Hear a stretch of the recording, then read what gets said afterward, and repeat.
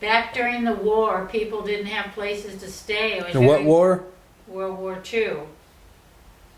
No, the Civil War. Is this just for anyone watching So this? back in the war, when most people were involved in the war effort in some respect, people didn't have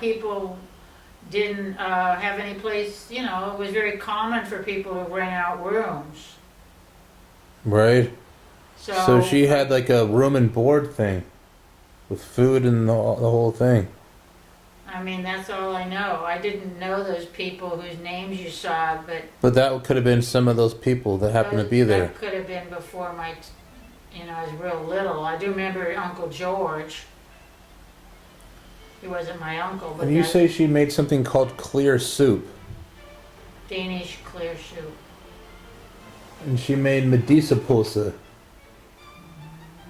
Made all kinds of stuff. Brunkohl was another one. That's the cabbage. Brown cabbage. The brunkohl cabbage. That's made with just hamburger meat and cabbage. Oh, it's so good. It simmers all day, I think, for a long time. It's a long process. She made the best Danish cookies. Like if you went to Neldham's and got their Danish cookies, they would be sort of almost as good as my grandmother's. She made æbleskuva. She made rugbrød. Do you ever see packages of rugbrød at Well, I don't know how that's spelled. the Danish store? How do you spell it, do you know? Yeah, sort of. I mean, I'd have to look it up. I didn't really care for it too much. It's like a pudding in a way, but she made it from scratch. But you can buy it at the Danish store. What's the name of it? The Nordic House? Nordic House. They sell it. Comes in just a little box, just like you buy at the regular store. A box of pudding. It's called rugbrød. Rugur or something? I'd have to look at a Danish spelling of it. I probably have it on one of those index cards that Vi typed up. It's red. That's probably where the rur comes from. Maybe red is rur or something. Rur. And she made those pickles, the ones that you buy over there. They're called... she pickled her own cucumbers? A gurka salad. That's what those are called. She just did her own brine and pickled cucumbers for however many days. And I can remember Julie remembers doing them with Vi, but with my grandmother or Vi, you let them soak all day. First you just put the thinly sliced cucumbers, you peel the cucumbers, you put them thinly sliced in a bowl, and then you cover them with salt and just leave them.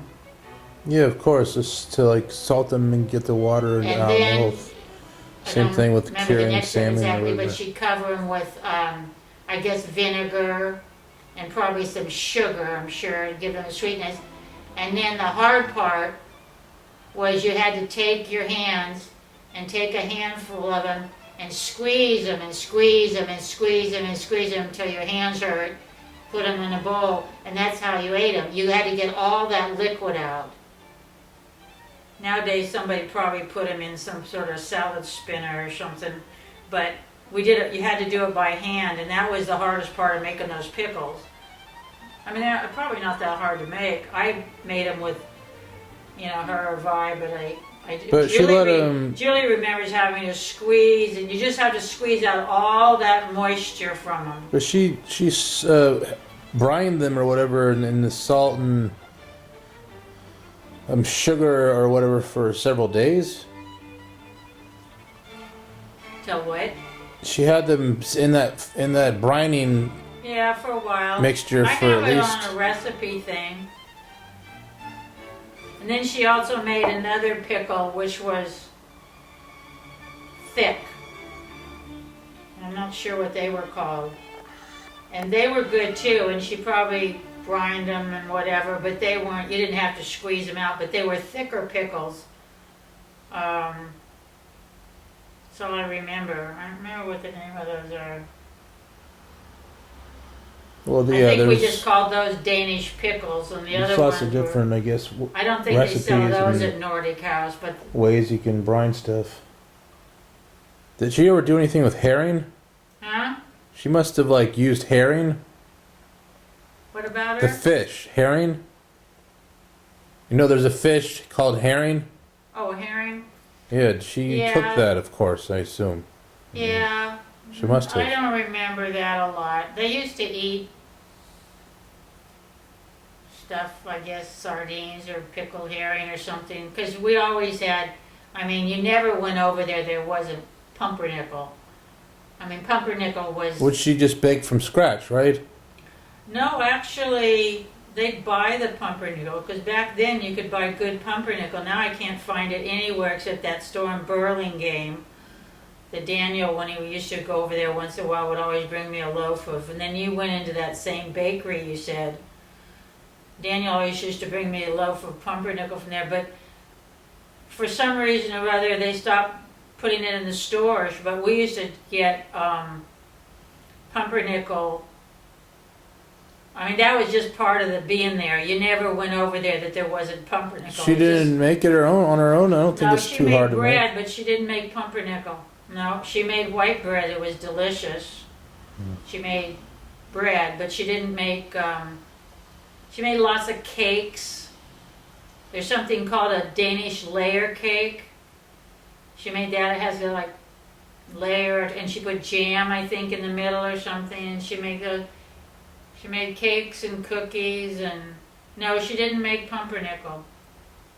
You didn't bother. I guess she didn't need to because that other pumpernickel was so good.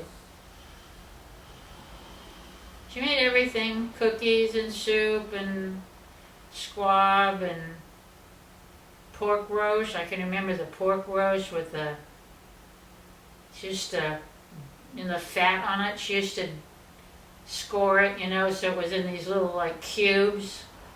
And I can remember roasting it, and those cubes on the top would turn like golden brown to where they were actually crunchy. Right. And you'd actually, most people think, well, you wouldn't want to eat that fat, but because it was, a lot of flavor and fat, of course, you could eat those little chunks of cube fat that were on the top of the roast because she cooked it so that they turned, you could actually feel them in your teeth when you took a bite. They were that crunchy. It's weird, but they're very good. I mean, you didn't just take them off and eat them by themselves, but if you ate a little piece of one with your pork roast, I guess maybe she just turned the oven up real hot at the end or something, maybe. I don't know what she did. Vi did the same thing. But they scored it to where the cubes were like maybe little less than, no more than an inch square.